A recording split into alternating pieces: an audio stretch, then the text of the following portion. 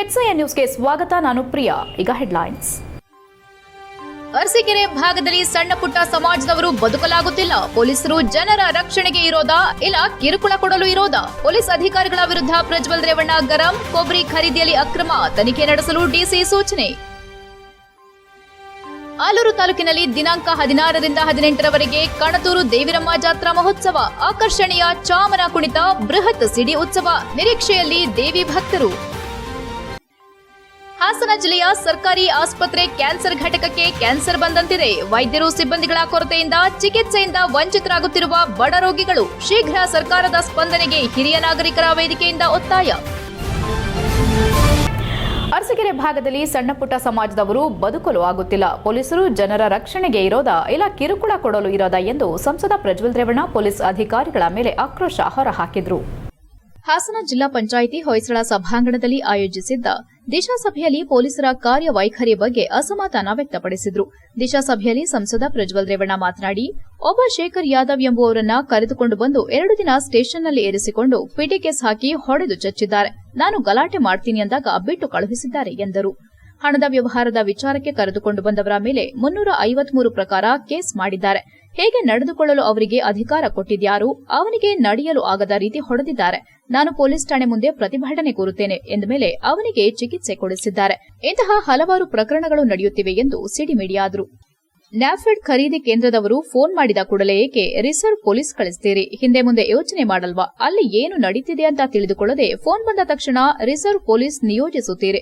ಇನ್ನು ಮುಂದೆ ಯೋಚನೆ ಮಾಡಿ ಕಳುಹಿಸಿ ಎಂದು ಪೊಲೀಸ್ ಅಧಿಕಾರಿಗಳಿಗೆ ಸೂಚನೆ ನೀಡಿದರು.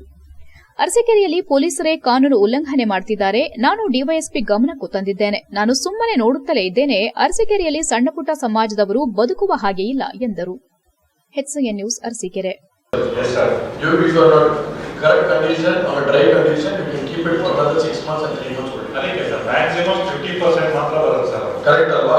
Yes sir. ನಾನು ಏನು ಹೇಳ್ತಾ ಇದ್ದೀನಿ, ನನ್ನ ನೇರ ಅಲಿಗೇಷನ್ ಏನಿದೆ ಗೊತ್ತಾದ್ರೆ, ಈಗ ಯಾವಾಗ 2.5 months ನಾವು ಇದನ್ನ ಕೊಬ್ಬರಿ ಬೆಳೆಗಾರರಿಗೆ ಇದಾಯ್ತು, ಆಗ 7,000 rupeesಗೆ ವರ್ತಕಗಳ ಪರ್ಚೇಸ್ ಮಾಡಿಕೊಂಡವರು ಖಾತೆ ಪಾಣಿಗಳನ್ನ ಜೆರಾಕ್ಸ್ ಇಟ್ಕೊಂಡು they were holding their crop the ಕೊಬ್ಬರ they were holding it in the drier conditions. Immediately ನಮ್ಮಲ್ಲಿ ಯಾವಾಗ ಒತ್ತಡ ಹಾಕಿ FID ಓಪನ್ ಆಯ್ತು, within 3 days ಅಲ್ಲಿ it was supposed to be ಎಷ್ಟು ದಿನ, 45 ದಿನ ಸರ್ಕಾರ ಆದೇಶ ಕೊಟ್ಟಿತ್ತು, 45 ದಿನ ವರ್ಕ್ ರಿಜಿಸ್ಟ್ರೇಷನ್ ಮಾಡಿಸಬೇಕು ಅಂತ. within just ಆಲೂರು ತಾಲೂಕಿನ ಕಣತೂರು ಗ್ರಾಮದಲ್ಲಿರುವ ಶ್ರೀ ದೇವಿರಮ್ಮ ಹಾಗೂ ವೀರಭದ್ರ ಸ್ವಾಮಿಯವರ ಜಾತ್ರಾ ಮಹೋತ್ಸವವನ್ನು ಫೆಬ್ರವರಿ 16ರಿಂದ 18ರವರೆಗೆ ಅದ್ದೂರಿಯಾಗಿ ಆಚರಿಸಲಾಗುವುದೆಂದು ದೇವಸ್ಥಾನ ಆಡಳಿತ ಮಂಡಳಿ ಕಾರ್ಯದರ್ಶಿ ಸುಪ್ರೀತ್ ತಿಳಿಸಿದರು. ಆಲೂರಿನಲ್ಲಿ ಮಾತನಾಡಿದ ಅವರು, ಐತಿಹಾಸಿಕ ಹಿನ್ನೆಲೆ ಇರುವ ದೇವಾಲಯವು ತಾಲೂಕಿನ ಸುತ್ತಮುತ್ತಲಿನ ಹಳ್ಳಿಗಳ ಮನೆ ದೇವರುಗಳಾದ 101 ದೇವತೆಗಳಿಗೆ ಅಕ್ಕ ಎನಿಸಿಕೊಂಡಿದ್ದು, ಪ್ರತಿ ವರ್ಷದಂತೆ ಈ ವರ್ಷ ಕೂಡ ಫೆಬ್ರವರಿ 16ರಿಂದ ಪೂಜಾ ಕೈಂಕರ್ಯಗಳು ನೆರವೇರಲಿದೆ ಎಂದು ಹೇಳಿದರು. ನಂತರ ಮಾತನಾಡಿದ ಪತ್ರಕರ್ತ ಹಾಗೂ ದೇವಸ್ಥಾನದ ಖಜಾಂಚಿ ಮೋಹನ್ ಕಣತೂರು ಮಾತನಾಡಿ, ಶುಕ್ರವಾರ ಮಧ್ಯರಾತ್ರಿ ಹೊಲ್ಲಹಳ್ಳಿ ಗ್ರಾಮದಲ್ಲಿ ನೆಲೆಸಿರುವ ದೇವಿರಮ್ಮ ದೇವಿಯ ಸಹೋದರಿಯಾದ ಕೆಂಪಮ್ಮ, ಮುದಿಯಮ್ಮ, ಬೆಳ್ಳಿ ಮುಖದಮ್ಮ ದೇವರು ಆಗಮಿಸಿ ನಂತರ ಗಂಗಾಸ್ಥಾನದಲ್ಲಿ ಪೂಜೆ ಸಲ್ಲಿಸಿ ವೀರಭದ್ರ ಸ್ವಾಮಿ ಮತ್ತು ದೊಡ್ಡಯ್ಯನ ಚಾಮನ ಕುಣಿತ ನಡೆಯಲಿದೆ. ನಂತರ ಶನಿವಾರ ಬೆಳಗ್ಗೆ 7 ಗಂಟೆಗೆ ಸರಿಯಾಗಿ ಕೆಂಡೋತ್ಸವ, ನಂತರ ನೈವೇದ್ಯ, ಮಹಾಮಂಗಳಾರತಿಯಾದ ನಂತರ ಬಂದಂತಹ ಭಕ್ತಾದಿಗಳಿಗೆ ಕೂಡ ಅನ್ನದಾನ ಹಮ್ಮಿಕೊಳ್ಳಲಾಗಿದ್ದು, ಮಧ್ಯಾಹ್ನ 3 ಗಂಟೆಗೆ ಸರಿಯಾಗಿ ಸಿಡಿ ಉತ್ಸವ ನಡೆಯಲಿದ್ದು, ಹೆಚ್ಚಿನ ಸಂಖ್ಯೆಯಲ್ಲಿ ಭಕ್ತರು ಆಗಮಿಸಿ ದೇವರ ಕೃಪೆಗೆ ಪಾತ್ರರಾಗಬೇಕಾಗಿ ವಿನಂತಿಸಿದರು. ಇತಿಹಾಸ ಪ್ರಸಿದ್ಧ ದೇವಿರಮ್ಮ ಮತ್ತು ವೀರಭದ್ರ ಸ್ವಾಮಿ ಜಾತ್ರಾ ಮಹೋತ್ಸವವನ್ನು ದೇವಸ್ಥಾನದ ಆಡಳಿತ ಮಂಡಳಿ ವತಿಯಿಂದ ಪ್ರತಿ ವರ್ಷವೂ ಕೂಡ ಇದೊಂದು ಸಾಂಪ್ರದಾಯಿಕವಾಗಿ ನಡೆದು ಬರ್ತಿದೆ. ಉತ್ಸವ ಫೆಬ್ರವರಿ 16ರಿಂದ 18ರವರೆಗೆ 3 ದಿನಗಳ ಕಾಲ ಅದ್ದೂರಿಯಾಗಿ ಈ ಬಾರಿ ಕಾರ್ಯಕ್ರಮಗಳನ್ನು ಹಾಕೊಂಡಿದ್ದೀವಿ. ಅದರಂತೆ ಫೆಬ್ರವರಿ 16 ಅಂದರೆ ನಾಳೆ ಶುಕ್ರವಾರ ಬೆಳಗ್ಗೆ 10 ಗಂಟೆಗೆ ಅಭಿಷೇಕ ಪೂಜಾ ಕಾರ್ಯಕ್ರಮಗಳು ಆರಂಭವಾಗುತ್ತವೆ. ನಂತರ ಮಧ್ಯರಾತ್ರಿ 12 ಗಂಟೆಗೆ ಸರಿಯಾಗಿ ದೇವಿರಮ್ಮನ ಸಹೋದರಿಯಾಗಿರ್ತಕ್ಕಂತಹ ಹೊಲ್ಲಳ್ಳಿಯಲ್ಲಿ ನೆಲೆಸಿರ್ತಕ್ಕಂತಹ ಕೆಂಪಮ್ಮ, ಮುದಿಯಮ್ಮ ಹಾಗೂ ಬೆಳ್ಳಿ ಮುಖದಮ್ಮ ದೇವತೆಗಳು ಆಗಮಿಸಿದ ಮೇಲೆ ಗಂಗೆ ಪೂಜೆ ಇರುತ್ತೆ. ಗಂಗೆ ಪೂಜೆ ಆದಮೇಲೆ ಚಾಮನ ಕುಣಿತ, ವೀರಭದ್ರ ಸ್ವಾಮಿ, ದೊಡ್ಡಯ್ಯ, ರಂಗನಾಥ ಸ್ವಾಮಿ ಮತ್ತು ಚಿಕ್ಕ ವೀರಭದ್ರಯ್ಯ ಈ 4 ದೇವರುಗಳ ಚಾಮನ ಕುಣಿತ ಕಾರ್ಯಕ್ರಮ ಇರ್ತದೆ.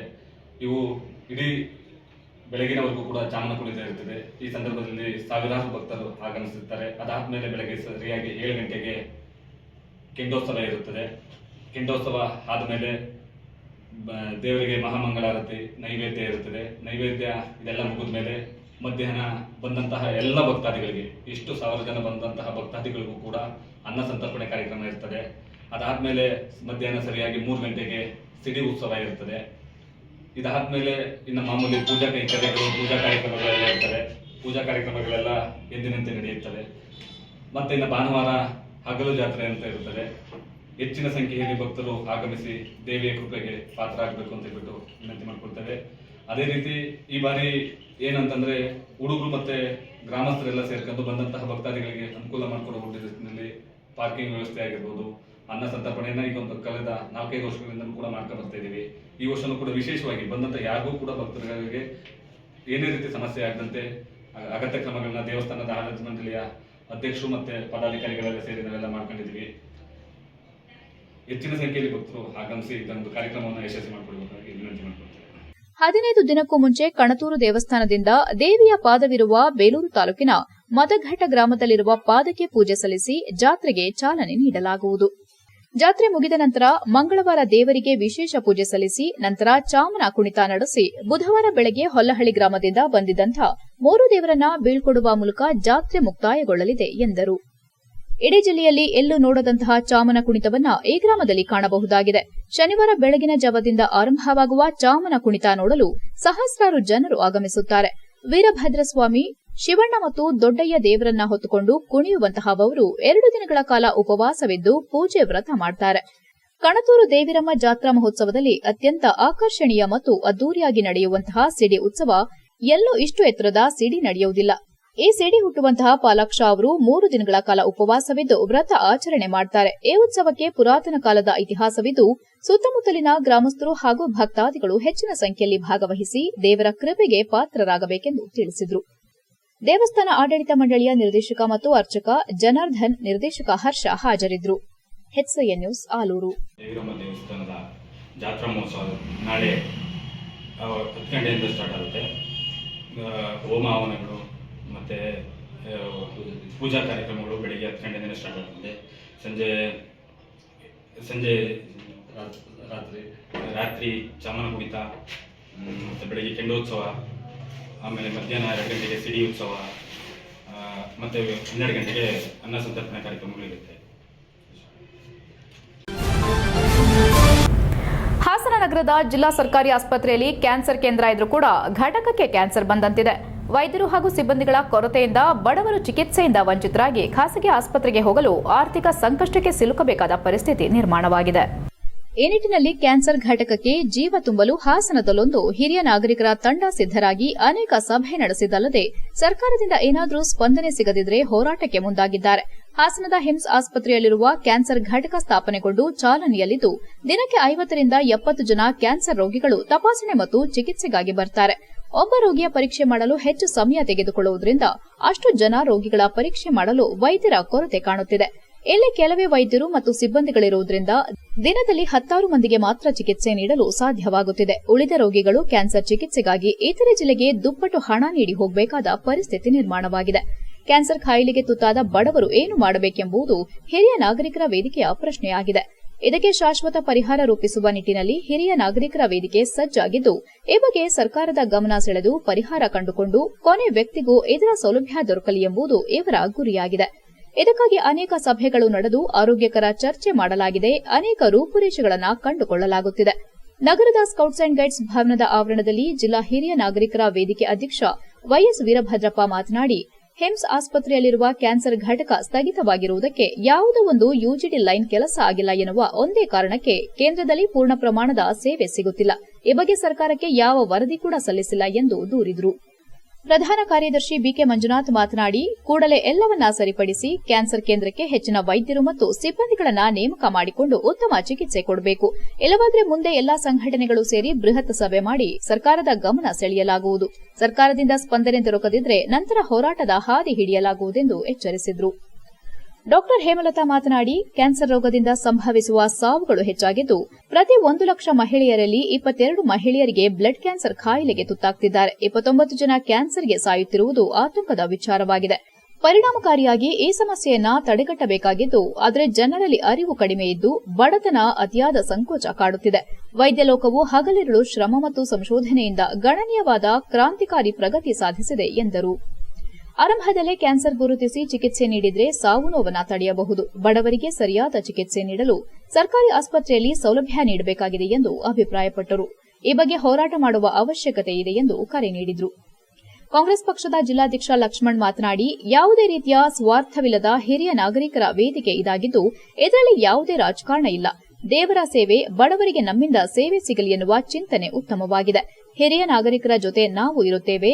ಜಿಲ್ಲಾ ಮಂತ್ರಿಗಳು ಇಲ್ಲಿಗೆ ಬಂದಾಗ ಒಂದು ಬಾರಿ ಆಸ್ಪತ್ರೆಯನ್ನ ಪರಿಶೀಲಿಸಲಿ. ನಾನೊಬ್ಬ ಹಿರಿಯ ನಾಗರಿಕ ಆಗಿರುವುದರಿಂದ ನಿಮ್ಮ ವೇದಿಕೆ ಜೊತೆಯಲ್ಲೇ ಇರುತ್ತೇನೆ ಎಂದು ವಿಶ್ವಾಸ ವ್ಯಕ್ತಪಡಿಸಿದರು. ವಕೀಲ ಪ್ರಸನ್ನಕುಮಾರ್ ಮಾತನಾಡಿ, ಇದರಲ್ಲಿ ರಾಜಕೀಯ ಬೇಡ. ಹಿರಿಯ ನಾಗರಿಕರ ವೇದಿಕೆಯು ಸಭೆ ಸೇರಿರುವುದಕ್ಕೆ ತುಂಬ ಹೃದಯದ ಧನ್ಯವಾದಗಳನ್ನು ಹೇಳುತ್ತೇನೆ ಎಂದರು. ಸಭೆಯಲ್ಲಿ ಹಿರಿಯ ನಾಗರಿಕರ ವೇದಿಕೆ ಸದಸ್ಯರಾದ ಜಗದೀಶ್, ಸದಸ್ಯರಾದ ಮಹಾಲಕ್ಷ್ಮಿ ದೊಡ್ಡಯ್ಯ, ಡಾ ಹೇಮಲತಾ, ಹಸಿರು ಭೂಮಿ ಪ್ರತಿಷ್ಠಾನದ ಸಂಸ್ಥಾಪಕ ಆರ್ಪಿ ವೆಂಕಟೇಶ್ ಮೂರ್ತಿ, ಖಜಾಂಚಿ ಕೆ ರಮೇಶ್, ಶಾರದಾ, ಗೌರಮ್ಮ, ಹಿರಿಯ ಪತ್ರಕರ್ತ ವೆಂಕಟೇಶ್, ಜಯಮ್ಮ, ವನಜಾಕ್ಷಿ, ಮಾಜಿ ಯೋಧರಾದ ವೆಂಕಟೇಶ್, ಗೋವಿಂದೇಗೌಡ, ಬಸವರಾಜ್, ಪುಟ್ಟಸ್ವಾಮಿ, ಮುಬಾಶಿರ್ ಅಹ್ಮದ್, ಮಂಜುನಾಥ ಶರ್ಮಾ ಇತರರು ಉಪಸ್ಥಿತರಿದ್ದರು. HCN news Hassan. ಯಾವುದೇ ರೀತಿಯಾದಂತಹ ಸ್ವಾರ್ಥವನ್ನು ಇಟ್ಕೊಂಡಂಗೆ ಮಾಡ್ತಕ್ಕಂಥ ಒಂದು ಹಿರಿಯ ನಾಗರಿಕರ ಒಂದು ಸಭೆ ಇದೆ ಅಷ್ಟೇ. ಎಲ್ಲರೂ ಕೂಡ ನಾನು ರಾಜಕಾರಣಕ್ಕೋಸ್ಕರ ಮೀಟಿಂಗ್ ಮಾಡ್ತೀನಿ, ನಾನು ಇನ್ನೊಂದು ಅಧಿಕಾರಕ್ಕೋಸ್ಕರ ಮೀಟಿಂಗ್ ಮಾಡ್ತೀನಿ ಏನೆಲ್ಲ ಹೇಳ್ತಿರ್ತಾರೆ. ಆದರೆ ಇದೊಂಥರ ದೇವರ ಸೇವೆ ಅಂತ ತಿಳ್ಕೊಂಡು ಬಡವರಿಗೆ ಸೇವೆಗೆ ಅನುಕೂಲ ಆಗಲಿ. ನಮ್ಮಿಂದ ನಾವು ಇದುವರೆಗೂ ಬಂದಂಥ ಜೀವನದಲ್ಲಿ ಅಟ್ಲೀಸ್ಟ್ ಕೊನೆಯ ಹಂತದಲ್ಲಾದರೂ ಕೂಡ 4-6 ಜನಕ್ಕೆ ಕಷ್ಟದಲ್ಲಿರ್ತಕ್ಕಂಥ ಬಡವರಿಗೆ ಸಹಾಯ ಆಗಲಿ ಅಂತ ಒಂದು ಚಿಂತನೆ ಮಾಡಿ ಸಂಭವಿಸುವ ಸಾವುಗಳು ತುಂಬ ಜಾಸ್ತಿಯಾಗಿ ಮಹಿಳೆಯರಲ್ಲಿ ಉಂಟಾಗುವ ಸಾವುಗಳಲ್ಲಿ ಇದು 2ನೇ ಕಾರಣ ಆಗಿದೆ. ಪ್ರತಿ 1 ಲಕ್ಷ ಮಹಿಳೆಯರಲ್ಲಿ 22 ಜನಕ್ಕೆ ಬ್ರೆಸ್ಟ್ ಕ್ಯಾನ್ಸರ್ ಕಾಯಿಲೆಗೆ ತುತ್ತಾಗ್ತಿದ್ದಾರೆ ಹಾಗೂ 29 ಜನ ಸರ್ವೈಕಲ್ ಕ್ಯಾನ್ಸರ್ಗೆ ತುತ್ತಾಗ್ತಾ ಇದ್ದಾರೆ. ಇದೆಲ್ಲ ತುಂಬ ಆತಂಕಕಾರಿಯಾದ ಬೆಳವಣಿಗೆ. ಹಾಗಾಗಿ ಇದನ್ನು ನಾವು ಪರಿಣಾಮಕಾರಿಯಾಗಿ ಈ ಸಮಸ್ಯೆಯನ್ನು ನಾವು ತಡೆಗಟ್ಟಬೇಕು. HCN ನ್ಯೂಸ್ನಲ್ಲೀಗ ಒಂದು ಪುಟ್ಟ ಬ್ರೇಕ್. ಹಾಸನಾಂಬ ಕಾರ್ ಡೆಕೋರ್ ಇದೇ ಫೆಬ್ರವರಿ 10ರಂದು ಅದ್ದೂರಿ ಪ್ರಾರಂಭೋತ್ಸವ. ಪ್ರಾರಂಭೋತ್ಸವದ ಪ್ರಯುಕ್ತ ಲಕ್ಕಿ ಡ್ರಾ ಮೂಲಕ 3 ಅದೃಷ್ಟಶಾಲಿಗಳನ್ನ ಆಯ್ಕೆ ಮಾಡಲಾಗುವುದು.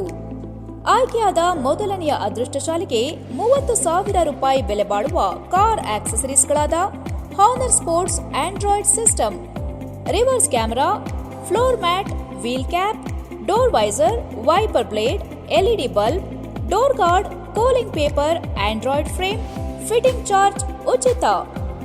ಎರಡನೆಯ ಅದೃಷ್ಟಶಾಲಿಗೆ 15,000 ರೂಪಾಯಿ ಬೆಲೆ ಬಾಳುವ ಕಾರ್ ಆಕ್ಸೆಸರೀಸ್ಗಳಾದ Honor sports Android system, reverse camera, Android frame, fitting charge ಉಚಿತ. ಮೂರನೆಯ ಅದೃಷ್ಟಶಾಲಿಗೆ 10,000 ರೂಪಾಯಿ ಬೆಲೆ ಬಾಳುವ ಹಾನರ್ ಸ್ಪೋರ್ಟ್ಸ್ ಸೀಟ್ ಕವರ್ ಉಚಿತ. ಪ್ರಾರಂಭೋತ್ಸವದ ದಿನಾಂಕ 10/2/2024ರಂದು ನಮ್ಮ ಹಾಸನಾಂಬ ಕಾರ್ ಡೆಕೋರ್ಗೆ ಭೇಟಿ ಕೊಟ್ಟು ಈ ಕೂಪನ್ ಅನ್ನು ಕತ್ತರಿಸಿ ಲಕ್ಕಿ ಡಿಪ್ ಬಾಕ್ಸ್ನಲ್ಲಿ ಹಾಕುವುದು. ನಂತರ ಇದೇ ದಿನ ಸಂಜೆ 5 ಗಂಟೆಗೆ ಲಕ್ಕಿ ಡಿಪ್ ಮುಖಾಂತರ ಆಯ್ಕೆ ಮಾಡಲಾಗುವುದು. ಈ ಲಕ್ಕಿ ಡಿಪ್ನಲ್ಲಿ ಭಾಗವಹಿಸುವವರು ಯಾವುದೇ ಖರೀದಿಯನ್ನ ಮಾಡಬೇಕೆಂದಿಲ್ಲ. ಆದರೆ ತಮ್ಮ ಕಾರನ್ನು ತಂದು ನೋಂದಣಿ ಮಾಡುವುದು ಕಡ್ಡಾಯ. ಇನ್ನೇಕೆ ತಡ? ಇದೇ ಫೆಬ್ರವರಿ 10 ಸಂಜೆ 5 ಗಂಟೆಗೆ ನಡೆಯಲಿರುವ ಲಕ್ಕಿ ಡಿಪ್ನಲ್ಲಿ ಭಾಗವಹಿಸಿ ನಿಮ್ಮ ಅದೃಷ್ಟ ಪರೀಕ್ಷಿಸಿಕೊಳ್ಳಿ, ಬಹುಮಾನ ಗೆಲ್ಲಿರಿ. Hasanamba car decor, Tanneeruhalla circle, Hyundai showroom ಪಕ್ಕ, BM ರೋಡ್, ಹಾಸನ.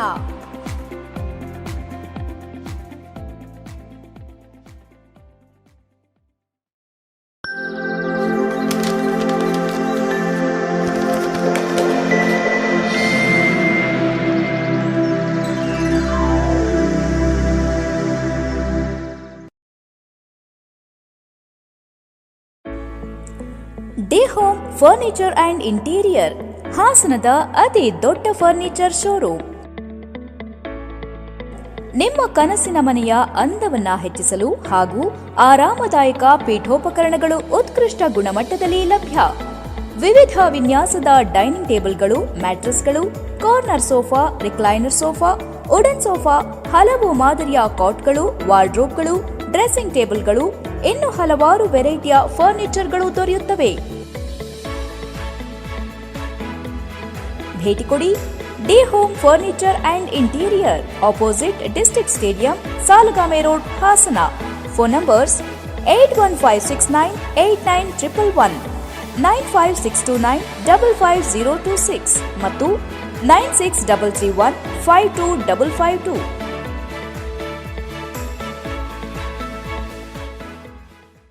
ಬ್ರೇಕ್ನ ನಂತರ HCA ನ್ಯೂಸ್ಗೆ ಸ್ವಾಗತ. ಹಾಸನ ನಗರದಲ್ಲಿ ಕಾನೂನಿಗೆ ವಿರುದ್ಧವಾಗಿ ಗುಡ್ಕಾ, ಬೀಡಿ ಸಿಗರೇಟ್ ಮಾರಾಟ ಮಾಡುವ ಹೋಟೆಲ್, ಇತರೆ ಅಂಗಡಿ ಮೇಲೆ ಪೊಲೀಸರು ದಿಢೀರ್ ದಾಳಿ ನಡೆಸಿ ಪರಿಶೀಲಿಸಿದಲ್ಲದೆ ಅಂತಹವರ ಮೇಲೆ ದಂಡ ಹಾಕಿ ಬಿಸಿ ಮುಟ್ಟಿಸಿದ ಘಟನೆ ಗುರುವಾರ ಬೆಳಗ್ಗೆ ನಡೆದಿದೆ. ಹಾಸನ ನಗರದ ಹೊಸ್ಲೈನ್ ರಸ್ತೆ, ಉತ್ತರ ಬಡಾವಣೆ, ಸಾಲಗಾಮೆ ರಸ್ತೆ, ಆರ್ಸಿ ರಸ್ತೆ, ಬಸಟ್ಟಿಕೊಪ್ಲು ಸೇರಿದಂತೆ ನಗರದ ಇತರೆ ಭಾಗಗಳಲ್ಲಿರುವ ಹೋಟೆಲ್, ಇತರೆ ಶಾಪ್ಗಳನ್ನು ಪರಿಶೀಲಿಸಿ ವ್ಯಾಪಾರ ಮಾಡುತ್ತಿದ್ದವರ ಮೇಲೆ ಕ್ರಮ ಕೈಗೊಂಡು ಗುಟ್ಕಾ, ಪಾನ್ ಪರಾಗ್, ಬೀಡಿ ಸಿಗರೇಟ್ ವಶಪಡಿಸಿಕೊಂಡಿದ್ದಾರೆ. ಯಾವುದೇ ಪರವಾನಗಿ ಇಲ್ಲದೆ ಮಾದಕ ವಸ್ತುಗಳನ್ನು ವ್ಯಾಪಾರ ಮಾಡಬಾರದೆಂದು ಕಾನೂನಿದ್ದರೂ ಉಲ್ಲಂಘಿಸಿದವರ ಮೇಲೆ ಪೊಲೀಸ್ ಇಲಾಖೆ ದಾಳಿ ನಡೆಸುವ ಮೂಲಕ ಚುರುಕು ಮುಟ್ಟಿಸಿದೆ. ಇದನ್ನು ನೋಡಿದ ಇತರೆ ಅಂಗಡಿ ಮಾಲೀಕರು ಎಚ್ಚರಗೊಂಡು ತಮ್ಮ ಅಂಗಡಿಯಲ್ಲಿದ್ದ ವಸ್ತುಗಳನ್ನು ಮರೆಮಾಚಿದ್ದಾರೆ ಎಂದು ಸಾರ್ವಜನಿಕರು ದೂರಿದ್ದಾರೆ. HCA news Haasan.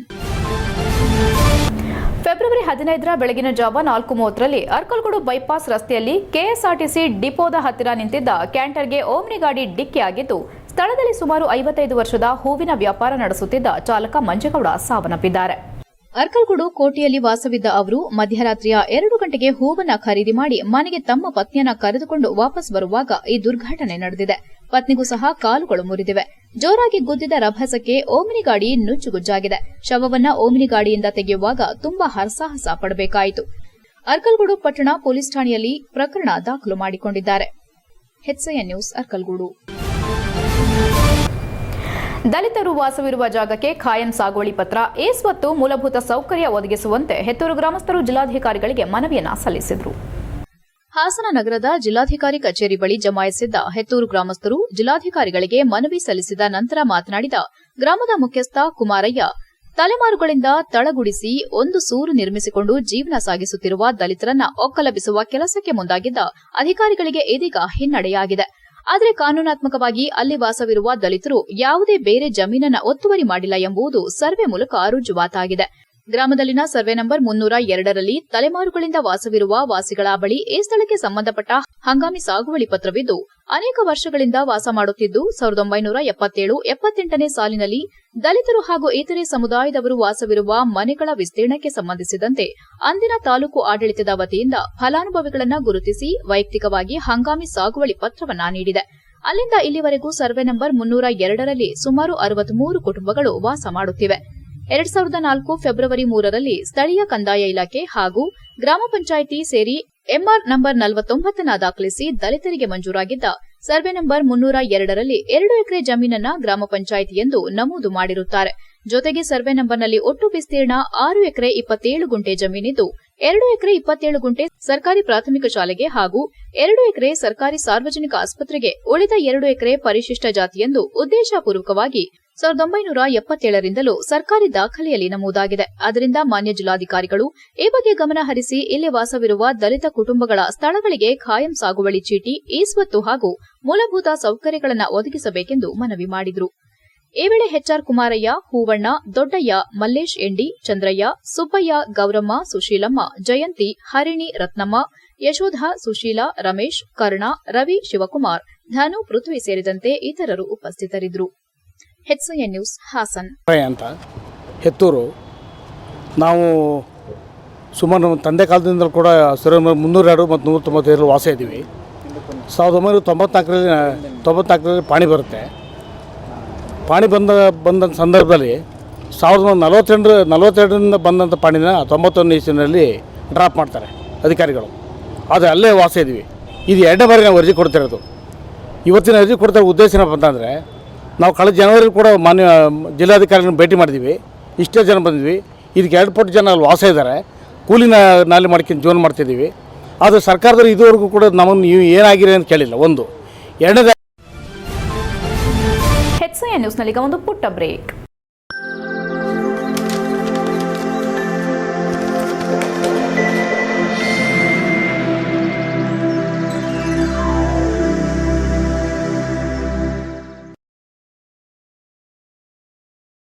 ಬ್ರೇಕ್ನ ನಂತರ HCN ನ್ಯೂಸ್ಗೆ ಸ್ವಾಗತ. ಸಂವಿಧಾನ ಜಾಗೃತಿ ಜಾಥಾ ರಾಷ್ಟ್ರಮಟ್ಟ ಸಮ್ಮೇಳನದ ಭಾಗವಾಗಿ ಹಾಸನ ನಗರದ ಅಂಬೇಡ್ಕರ್ ಭವನದಲ್ಲಿ ಹಾಸನ ಜಿಲ್ಲಾ ಮಟ್ಟದ ವಿಜ್ಞಾನ ಮತ್ತು ಸಂವಿಧಾನ ಜಾಗೃತಿ ಎಕ್ಸ್ಪೋ ಮತ್ತು ಪ್ರದರ್ಶನ ಕಾರ್ಯಕ್ರಮ ಯಶಸ್ವಿಯಾಗಿ ಜರುಗಿತು.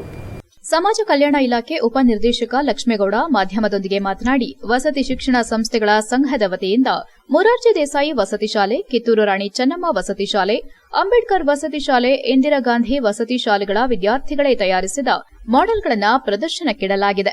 ಉತ್ತಮವಾದ ರೀತಿಯಲ್ಲಿ ವಿಜ್ಞಾನ ವಸ್ತು ಪ್ರದರ್ಶನವನ್ನ ಮಾಡಲಾಗಿದೆ ಎಂದರು. ಸಂವಿಧಾನದ ಜಾಗೃತಿ ಜಾಥಾ ರಾಷ್ಟ್ರಮಟ್ಟದ ಸಮ್ಮೇಳನದ ಅಂಗವಾಗಿ ಎಕ್ಸ್ಪೋ ಪ್ರದರ್ಶನಕ್ಕಾಗಿ ಈ ಪೂರ್ವ ಸಿದ್ದತೆಯನ್ನ ಮಾಡಿಕೊಳ್ಳಲಾಗಿದೆ. ಈ ಕಾರ್ಯಕ್ರಮದಲ್ಲಿ ಒಟ್ಟು 37 ಶಾಲೆಗಳು ಭಾಗವಹಿಸಿದ್ದು, ವಸ್ತು ಪ್ರದರ್ಶನದಲ್ಲಿ ಮುಖ್ಯವಾಗಿ ಸಂವಿಧಾನ ಪೀಠಿಕೆ, ಎನರ್ಜಿ ಮಾಡೆಲ್ ಮಾಡಲಾಗಿದ್ದು, ಸಾಮಾಜಿಕ ಸುಸ್ಥಿರಗಳು ಸೇರಿದಂತೆ ಹಲವಾರು ಉಪಯುಕ್ತ ಮಾಡೆಲ್ಗಳನ್ನು ಮಕ್ಕಳು ಮಾಡಿರುವುದಾಗಿ ಹೇಳಿದರು.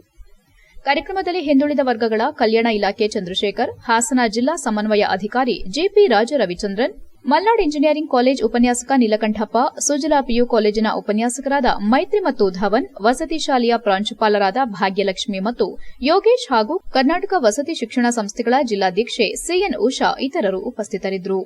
HCN news Hassan. ಇವತ್ತು ನಮ್ಮ ವಸತಿ ಶಿಕ್ಷಣ ಸಂಸ್ಥೆಗಳ ಸಂಘದ ವತಿಯ ಕ್ರೈಸ್ಟ್ ಶಾಲೆಗಳಾದಂಥ ಮೊರಾರ್ಜಿ ದೇಸಾಯಿ ವಸತಿ ಶಾಲೆ, ಕಿತ್ತೂರು ರಾಣಿ ವಸತಿ ಶಾಲೆ, ಅಂಬೇಡ್ಕರ್ ವಸತಿ ಶಾಲೆ, ಇಂದಿರಾ ಗಾಂಧಿ ವಸತಿ ಶಾಲೆಗಳ ಈ ಒಂದು ಮಾಡೆಲ್ಗಳನ್ನ ಮಾಡಿ ನಮ್ಮ ಸಮಾಜ ಕಲ್ಯಾಣ ಇಲಾಖೆ ಮತ್ತು ಹಿಂದುಳಿದ ಕಲ್ಯಾಣ ಇಲಾಖೆಯ ಎಲ್ಲ ಶಾಲೆಗಳ ವಿದ್ಯಾರ್ಥಿಗಳು ಈ ಮಾಡೆಲ್ಗಳನ್ನ ಎಕ್ಸಿಬಿಷನ್ನ ಪ್ರದರ್ಶನ ಮಾಡ್ತಾರೆ. ಉತ್ತಮವಾದ ರೀತಿಯಲ್ಲಿ ಎಕ್ಸಿಬಿಷನ್ ಮಾಡಿದ್ದಾರೆ. ಅದರಲ್ಲಿ ಈ ಸಂವಿಧಾನ ಜಾಗೃತಿ ಜಾಥಾ ರಾಷ್ಟ್ರಮಟ್ಟದ ಸಮ್ಮೇಳನದ ಭಾಗವಾಗಿ ಎಕ್ಸ್ಪೋ ಮತ್ತು ಪ್ರದರ್ಶನಕ್ಕಾಗಿ ಈ ಒಂದು ಪೂರ್ವ ಸಿದ್ಧತೆಯನ್ನು ಕೂಡ ಮಾಡಿಕೊಂಡಿದ್ದೀವಿ. ಈ ಪೂರ್ವ ಸಿದ್ಧತಾ ಕಾರ್ಯಕ್ರಮದಲ್ಲಿ ಇಲ್ಲಿ 37 ಶಾಲೆಗಳು ಭಾಗವಹಿಸಿದ್ದಾರೆ. ಈ 37 ಶಾಲೆಗಳ ಮಕ್ಕಳು ಕೂಡ ಈ ಒಂದು ಪ್ರದರ್ಶನದಲ್ಲಿ ಭಾಗವಹಿಸಿ ಅತ್ಯುತ್ತಮವಾಗಿ ಪ್ರದರ್ಶನ. ಅರ್ಕಲಗೂಡು ತಾಲೂಕು ಕಚೇರಿಯಲ್ಲಿ ತಹಸೀಲ್ದಾರ್ ಬಸವರಾಜ್ ರೆಡ್ಡಪ್ಪ ರೋಣದ್ ಅಧ್ಯಕ್ಷತೆಯಲ್ಲಿ ರಾಷ್ಟ್ರೀಯ ಪಲ್ಸ್ ಪೋಲಿಯೋ ಲಸಿಕೆ ಕಾರ್ಯಕ್ರಮದ ಪೂರ್ವಭಾವಿ ಸಭೆಯನ್ನು ನಡೆಸಲಾಯಿತು. ಸಭೆಯಲ್ಲಿ ತಹಸೀಲ್ದಾರ್ ಬಸವರಾಜ್ ರೆಡ್ಡಪ್ಪ ರೋಣದ ಮಾತನಾಡಿ, ಎಲ್ಲ ಅಧಿಕಾರಿಗಳು ಈ ಕಾರ್ಯಕ್ರಮದಲ್ಲಿ ಭಾಗವಹಿಸಬೇಕು. 3ನೇ ತಾರೀಕು ಮೊದಲನೇ ದಿನ ಬೆಳಗ್ಗೆ 8ರಿಂದ ಸಂಜೆ 5ರವರೆಗೆ ಲಸಿಕಾ ಕಾರ್ಯಕ್ರಮ ಏರ್ಪಟ್ಟಿರುತ್ತದೆ. ಇನ್ನುಳಿದ ದಿನಗಳಲ್ಲಿ ಬೆಳಗ್ಗೆ 8ರಿಂದ ಮಧ್ಯಾಹ್ನ 1ರವರೆಗೆ ಈ ಲಸಿಕಾ ಕಾರ್ಯಕ್ರಮವಿರುತ್ತದೆ. ಸಾರ್ವಜನಿಕರು ಇದರ ಸದುಪಯೋಗ ಪಡೆದುಕೊಳ್ಳಬೇಕು ಮತ್ತು ಈ ಕಾರ್ಯಕ್ರಮವನ್ನು ಯಶಸ್ವಿಗೊಳಿಸಬೇಕು ಎಂದರು. ತಾಲೂಕು ಆರೋಗ್ಯಾಧಿಕಾರಿ ಡಾ ಪುಷ್ಪಲತಾ ಮಾತನಾಡಿ, ದಿನಾಂಕ 3/3/2024ರಿಂದ 5/3/2024ರವರೆಗೆ ಗ್ರಾಮೀಣ ಪ್ರದೇಶದಲ್ಲಿ ಲಸಿಕಾ ಕಾರ್ಯಕ್ರಮ ಹಮ್ಮಿಕೊಂಡಿದ್ದೇವೆ ಮತ್ತು ದಿನಾಂಕ 3/3/2024ರಿಂದ 6/3/2024ರವರೆಗೆ ಪಟ್ಟಣ ಪಂಚಾಯಿತಿ ವ್ಯಾಪ್ತಿಯಲ್ಲಿ ನಡೆಯುತ್ತದೆ. ನಮ್ಮ ತಾಲೂಕಿನಲ್ಲಿ ಆಶಾ ಕಾರ್ಯಕರ್ತೆಯರು 189, 5 ವರ್ಷದ ಮಕ್ಕಳು ಒಳಪಟ್ಟವರು 11,664, ಲಸಿಕೆ ಹಾಕುವ ಸಿಬ್ಬಂದಿ 408, ಆರೋಗ್ಯ ಇಲಾಖೆ ಸಿಬ್ಬಂದಿಗಳು 125, ಅಂಗನವಾಡಿ ಕಾರ್ಯಕರ್ತೆಯರು 285 ಇದ್ದಾರೆ. ಇವರುಗಳೆಲ್ಲರೂ ಈ ಪಲ್ಸ್ ಪೋಲಿಯೋ ಲಸಿಕಾ ಕಾರ್ಯಕ್ರಮದಲ್ಲಿ ಭಾಗವಹಿಸಲಿದ್ದಾರೆ. ಆದ್ದರಿಂದ ತಾಲೂಕಿನ ಎಲ್ಲಾ ಅಧಿಕಾರಿ ವರ್ಗದವರು ಪಲ್ಸ್ ಪೋಲಿಯೋ ಲಸಿಕಾ ಕಾರ್ಯಕ್ರಮವನ್ನು ಅತ್ಯಂತ ಯಶಸ್ವಿಯಾಗಿ ಮಾಡಬೇಕು, ಆ ನಿಟ್ಟಿನಲ್ಲಿ ಕಾರ್ಯಪ್ರವೃತ್ತರಾಗಬೇಕು ಎಂದರು. ಸಭೆಯಲ್ಲಿ ಪಟ್ಟಣ ಪಂಚಾಯಿತಿ ಮುಖ್ಯ ಅಧಿಕಾರಿ ಬಸವರಾಜ್ ಶಿಗ್ಗಾವಿ, ಡಾ ಶಿವರಾಜ್, ಡಾ ಸ್ವಾಮಿಗೌಡ, ಆರೋಗ್ಯ ಇಲಾಖೆಯ ಎಲ್ಲಾ ಸಿಬ್ಬಂದಿ ವರ್ಗ ಹಾಜರಿದ್ದರು. HCN news Arkalgud. 2024ನೇ ಸಾಲಿನ ರಾಷ್ಟ್ರೀಯ ಪಲ್ಸ್ ಪೋಲಿಯೋ ಕಾರ್ಯಕ್ರಮವನ್ನು ಕೈಗೊಳ್ಳಲಾಗುತ್ತಿದ್ದು, ಇದರಲ್ಲಿ 5 ವರ್ಷಕ್ಕಿಂತ ಕಡಿಮೆ ವಯಸ್ಸಿನ ಮಕ್ಕಳಿಗೆ ಪಲ್ಸ್ ಪೋಲಿಯೋ ಲಸಿಕೆ ನೀಡುವ ಕಾರ್ಯಕ್ರಮ ನಡೆಸಲಾಗುತ್ತದೆ. ಅರ್ಕಲಗೂಡು ತಾಲೂಕಿನಲ್ಲಿ ಇರತಕ್ಕಂಥ 11,664 ಮಕ್ಕಳಿಗೆ ಈ ಪ್ರಯೋಜನ ಲಭಿಸುವಂತೆ ನಾವು ಒಟ್ಟು 102 ಲಸಿಕಾ ಕೇಂದ್ರಗಳಲ್ಲಿ 408 ಲಸಿಕಾ ಸಿಬ್ಬಂದಿಗಳನ್ನು ನಿಯೋಜಿಸಿ ಈ ಪಲ್ಸ್ ಪೋಲಿಯೋ ಕಾರ್ಯಕ್ರಮ ನಡೆಸಲಾಗುತ್ತದೆ. ಈ ಪಲ್ಸ್ ಪೋಲಿಯೋ ಕಾರ್ಯಕ್ರಮವು ಇದೇ ಮಾರ್ಚ್ 3ರಿಂದ 6ರವರೆಗೆ ನಡೆಯಲಿದ್ದು, ಗ್ರಾಮೀಣ ಪ್ರದೇಶದಲ್ಲಿ ಮಾರ್ಚ್ 3ರಿಂದ 5ರವರೆಗೆ ಹಾಗೂ ನಗರ ಪ್ರದೇಶದಲ್ಲಿ ಮಾರ್ಚ್ 3ರಿಂದ 6ರವರೆಗೆ ಪಲ್ಸ್ ಪೋಲಿಯೋ ಕಾರ್ಯಕ್ರಮವನ್ನು ಹಮ್ಮಿಕೊಳ್ಳಲಾಗಿದೆ. ಪ್ರಥಮ ದಿವಸ ಮಾರ್ಚ್ 3ನೇ ತಾರೀಕು ಬೆಳಗ್ಗೆ 8 ಗಂಟೆಯಿಂದ ಸಂಜೆ 5:30 ಈ ಕಾರ್ಯಕ್ರಮ ಇರುತ್ತದೆ. ಉಳಿದಂತೆ ಮುಂದಿನ 2 ಮತ್ತು 3 ದಿನಗಳಲ್ಲಿ ಬೆಳಗ್ಗೆ 8 ಗಂಟೆಯಿಂದ ಮಧ್ಯಾಹ್ನ 1:30 ಈ ಪಲ್ಸ್ ಪೋಲಿಯೋ ಕಾರ್ಯಕ್ರಮವನ್ನು ಆಯೋಜಿಸಲಾಗಿದೆ. ಲೋಕಸಭೆ ಚುನಾವಣೆ ನಡೆಯುವ ಹಿನ್ನೆಲೆ ಚರ್ಚೆ ಮಾಡಲು ಬೆಂಗಳೂರಿನ ಅರಮನೆ ಮೈದಾನದ ಭೀಮಾ ಮಂಟಪದಲ್ಲಿ ಫೆಬ್ರವರಿ 17ರಂದು ಆರ್ಪಿಐ ಕಾರ್ಯಕರ್ತರ ರಾಜ್ಯ ಮಟ್ಟದ ಬೃಹತ್ ಸಮಾವೇಶ ಹಮ್ಮಿಕೊಂಡಿರುವುದಾಗಿ ರಿಪಬ್ಲಿಕ್ ಪಾರ್ಟಿ ಆಫ್ ಇಂಡಿಯಾ ರಾಜ್ಯಾಧ್ಯಕ್ಷ ಸತೀಶ್ ತಿಳಿಸಿದರು. ಹಾಸನದಲ್ಲಿ ಮಾತನಾಡಿ, ದೇಶದಲ್ಲಿನ ಕ್ಷಿಪ್ರ ರಾಜಕೀಯ ಬೆಳವಣಿಗೆಗಳಲ್ಲಿ ರಿಪಬ್ಲಿಕನ್ ಪಾರ್ಟಿ ಆಫ್ ಇಂಡಿಯಾ ಪಕ್ಷವೂ ಸಹ ರಾಷ್ಟ್ರ ರಾಜಕಾರಣದಲ್ಲಿ ಪ್ರಸ್ತುತಗೊಳ್ಳುತ್ತಾ ಬಾಬಾ ಸಾಹೇಬ್ ಡಾ ಬಿಆರ್ ಅಂಬೇಡ್ಕರ್ ಅವರ ಕನಸಿನ ಪ್ರಬುದ್ಧ ಭಾರತ ನಿರ್ಮಾಣದ ಸಾಕಾರತೆಯ ಹೆಜ್ಜೆಗಳ ಛಾಪನ ಇಡೀ ದೇಶಾದ್ಯಂತ ಮೂಡಿಸುತ್ತಿದೆ. ಈ ನಿಟ್ಟಿನಲ್ಲಿ ಮಹಾರಾಷ್ಟ್ರ ಪಡೆದಿರುವ ತನ್ನ ಅಗ್ರಸ್ಥಾನದ ನಂತರ ಕರ್ನಾಟಕ ರಾಜ್ಯ ಘಟಕವು ಆರ್ಪಿಐಗೆ ದ್ವಿತೀಯ ಸ್ಥಾನ ಗಿಟ್ಟಿಸಿಕೊಳ್ಳುವಲ್ಲಿ ಯಶಸ್ವಿ ಹೆಜ್ಜೆಗಳನ್ನು ಇಡುತ್ತಿದೆ. ನವದೆಹಲಿಯ ಡಾ ಬಿಆರ್ ಅಂಬೇಡ್ಕರ್ ಇಂಟರ್ನ್ಯಾಷನಲ್ ಸೆಂಟರ್ನ ಐತಿಹಾಸಿಕ ಸಭಾಂಗಣದಲ್ಲಿ ನಡೆದ ರಾಷ್ಟೀಯ ಪದಾಧಿಕಾರಿಗಳ ಸಭೆಯಲ್ಲಿ ಡಾ ಎಂ ವೆಂಕಟಸ್ವಾಮಿ ಅವರು ರಾಷ್ಟೀಯ ಕಾರ್ಯಾಧ್ಯಕ್ಷರಾಗಿ ಆಯ್ಕೆಯಾದ ನಂತರ ದೇಶದ ಸಮಸ್ತ ಆರ್ಪಿಐ ಕಾರ್ಯಕರ್ತರಲ್ಲಿ ಹೊಸ ಆಶಾಭಾವನೆ ಮೂಡಿ ರಾಷ್ಟಮಟ್ಟದಲ್ಲಿ ಪಕ್ಷದ ನವ ಚೈತನ್ಯಕ್ಕೆ ಸಾಕ್ಷಿಯಾಗುತ್ತಿದೆ ಎಂದರು. ಈಶಾನ್ಯ ಭಾರತದ ನಾಗಾಲ್ಯಾಂಡ್ ರಾಜ್ಯದಲ್ಲಿ ಕಳೆದ ಸಲ ನಡೆದ ವಿಧಾನಸಭಾ ಚುನಾವಣೆಯಲ್ಲಿ ಆರ್ಪಿಐ ವತಿಯಿಂದ 2 ಶಾಸಕರ ಆಯ್ಕೆಯ ಖಾತೆ ತೆರೆದ ನಂತರ ದೇಶದ ಕ್ರಿಯಾಶೀಲ ಕಾರ್ಯಕರ್ತರಲ್ಲಿ ಹೊಸ ಸಂಚಲನ ಉಂಟುಮಾಡಿದೆ. ಕರ್ನಾಟಕದಲ್ಲಿ ಆರ್ಪಿಐ ಬೆಳವಣಿಗೆಯನ್ನ ಸಹಿಸದವರಿಗೆ ಶಾಕ್ ನೀಡುವ ಪಕ್ಷದ ಬೆಳವಣಿಗೆಗಳು ಹೊಸಬರ ಸೇರ್ಪಡೆಗೆ ಅವಕಾಶ ಮಾಡಿಕೊಡುತ್ತಿವೆ.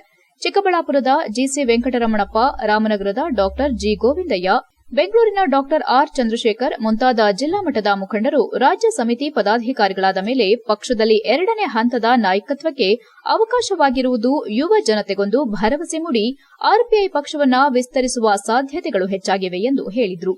ಪಕ್ಷದ ರಾಜ್ಯ ಮಟ್ಟದ ಇಂತಹ ಹೊಸ ಕಾರ್ಯಕರ್ತರ ಬೃಹತ್ ಸಮಾವೇಶವನ್ನ ಇದೇ ಫೆಬ್ರವರಿ 17ರ ಶನಿವಾರ ಬೆಂಗಳೂರಿನ ಅರಮನೆ ಮೈದಾನದ ಭೀಮಾ ಮಂಟಪದಲ್ಲಿ ಆಯೋಜಿಸಲಾಗಿದೆ. ಪಕ್ಷದ ಮುಂದಿನ ರಾಜಕೀಯ ನಡೆಯ ಕುರಿತು ಮಹತ್ತರ ನಿರ್ಣಯಗಳನ್ನು ಅನುಮೋದಿಸಲಾಗುವುದು. ಬನ್ನಿ, ಅಂದು ರಾಜ್ಯದಲ್ಲೊಂದು ಭೀಮಶಕ್ತಿಯ ಅನಾವರಣಕ್ಕೆ ಸಾಕ್ಷಿಯಾಗೋಣ. ನಾಡಿನ ಎಲ್ಲಾ ಭಾಗಗಳಿಂದ ದಯಮಾಡಿ ಹೆಚ್ಚಿನ ಸಂಖ್ಯೆಯಲ್ಲಿ ಕಾರ್ಯಕರ್ತರನ್ನ ನಿಮ್ಮೊಂದಿಗೆ ಕರೆತನ್ನಿ. ರಾಜ್ಯದಲ್ಲಿ ಆರ್ಪಿಐ ಪಕ್ಷದ ಹೊಸ ಮನ್ವಂತರಕ್ಕೆ ನಾಂದಿ ಹಾಡೋಣ ಎಂದು ಕರೆ ನೀಡಿದರು. ಆರ್ಪಿಐ ಪಕ್ಷದ ಮುಖಂಡರಾದ ಹರೀಶ್, ಯೋಗೇಶ್, ರಂಜಿತ್ ಕುಮಾರ್, ಉಪಾಧ್ಯಕ್ಷ ಸತೀಶ್ ಇತರರು ಉಪಸ್ಥಿತರಿದ್ದರು. HCN news, Hassan. ಇವತ್ತು ರಿಪಬ್ಲಿಕನ್ ಪಾರ್ಟಿ ಆಫ್ ಇಂಡಿಯಾ ಈ ದೇಶಕ್ಕೆ ಸಂವಿಧಾನವನ್ನು ಪ್ರಬಲವಾದ ಸಂವಿಧಾನ ಕೊಟ್ಟಂಥ ಡಾಕ್ಟರ್ ಬಾಬಾ ಸಾಹೇಬ್ ಅಂಬೇಡ್ಕರ್ ಅವರು ಈ ದೇಶವನ್ನು ಒಂದು ಪ್ರಬುದ್ಧ ಭಾರತ ನಿರ್ಮಾಣ ಮಾಡಬೇಕು, ಸಮತಾ ಭಾರತವನ್ನು ನಿರ್ಮಾಣ ಮಾಡಬೇಕು ಅಂತ ಹೇಳಿ ಒಂದು ಆಶಯದಿಂದ ಒಂದು ಹಲವಾರು ರಾಜಕೀಯ ಪಕ್ಷಗಳನ್ನು ಕಟ್ತಾರೆ. ಇಂಡಿಪೆಂಡೆಂಟ್ ಲೇಬರ್ ಪಾರ್ಟಿ, ನಂತರ schedule caste federation of India, ನಂತರ 1956ರಲ್ಲಿ ರಿಪಬ್ಲಿಕನ್ ಪಾರ್ಟಿ ಆಫ್ ಇಂಡಿಯಾವನ್ನು ಸ್ಥಾಪನೆ ಮಾಡಿತ್ತು. ಆ ಮೂಲಕ ಒಂದು ಕಾಲದಲ್ಲಿ ವಿರೋಧ ಪಕ್ಷವಾಗಿ ಸೆಂಟ್ರಲಲ್ಲಿ ಕರ್ನಾಟಕದಲ್ಲಿ MLA MP ಆಯ್ಕೆಯಾದಂಥ ಒಂದು ಇತಿಹಾಸ ಇರತಕ್ಕಂಥ ಈ ಪಕ್ಷ ಇವತ್ತು ರಾಮದಾಸ್ ಅಠವಾಲೆ ಅವರ ಕೇಂದ್ರ ಮಂತ್ರಿ ರಾಮದಾಸ್ ಅಠವಾಲೆ ಅವರ ಮತ್ತು ಡಾಕ್ಟರ್ ಎಂ ವೆಂಕಟಸ್ವಾಮಿ ಅವರ ನೇತೃತ್ವದಲ್ಲಿ ಇಡೀ ರಾಷ್ಟ್ರದಾದ್ಯಂತ ಒಂದು ಪ್ರಬಲದ ಪಕ್ಷವಾಗಿ ಬೆಳೀತಾ ಇದೆ.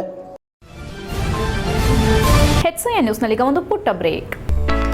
ಹಾಸನದಲ್ಲಿ 28 ವರ್ಷಗಳಿಂದ ಜನತೆಗೆ ಅತ್ಯುತ್ತಮವಾದ ವೈದ್ಯಕೀಯ ಸೇವೆಯನ್ನು ನೀಡುತ್ತಿರುವ Hemavati multi speciality hospital Hassan. ನಮ್ಮಲ್ಲಿ ದಿನದ 24 ಗಂಟೆಯೂ ಆಕ್ಸಿಡೆಂಟಲ್ ಇಂಜುರೀಸ್ ಮತ್ತು ಎಮರ್ಜೆನ್ಸಿ ಸರ್ವಿಸ್ಗಳನ್ನು ಹೊಂದಿದೆ. ಹೇಮಾವತಿ ಆಸ್ಪತ್ರೆಯ ಡಾಕ್ಟರ್ ನಿಖಿಲ್ ಆರ್ ಭಟ್ ರವರು MS ಆರ್ಥೋಪೆಡಿಕ್ನಲ್ಲಿ ಚಿನ್ನದ ಪದಕ ಪಡೆದು ಸಿಂಗಾಪುರ್ ಜನರಲ್ ಹಾಸ್ಪಿಟಲ್ನಲ್ಲಿ ಫೆಲೋಶಿಪ್ ಇನ್ ಜಾಯಿಂಟ್ ರಿಪ್ಲೇಸ್ಮೆಂಟ್ ಸರ್ಜರಿಯ ಪದವಿ ಪಡೆದು ಸೇವೆಯನ್ನ ಸಲ್ಲಿಸಿರುತ್ತಾರೆ.